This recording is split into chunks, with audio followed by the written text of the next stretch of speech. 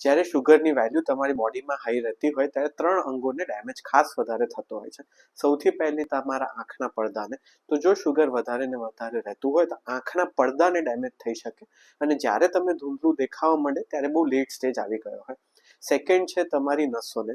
તો નસોના કારણે ઇનિશિયલી તમને પગમાં બળતરા બળે, પછી પગમાં તમને સેન્સેશન આવતા જતા રહે ને પછી પગમાં તમને ચાઠા અથવા અલ્સર પડી જઈ શકે. થર્ડ છે કિડનીને. તો કિડનીમાં પહેલા ઇનિશિયલી પ્રોટીન નીકળવા માંડે, એના પછી તમારે ક્રિએટિનિનની વેલ્યુ વધવા માંડે ને ફાઇનલી તમને ડાયાલિસિસની રિક્વાયરમેન્ટ પડી જઈ શકે. તો આના માટે ડાયાબિટીસનું કંટ્રોલ 3 મહિનાનું એવરેજ HbA1c જે આપણું હોય છે એ 7% કરતાં ઓછું રાખો અને તમારા એન્યુઅલી ડાયાબિટીક ફૂટના ટેસ્ટ, આંખના પડદાના ટેસ્ટ અને કિડનીમાં પ્રોટીન નીકળે છે કે નહીં અને ક્રિએટિનિનનો ટેસ્ટ રેગ્યુલરલી કરાવતા રહો અને તમારા એન્ડોક્રાઇનોલોજીસ્ટને મળતા રહો. Thank you.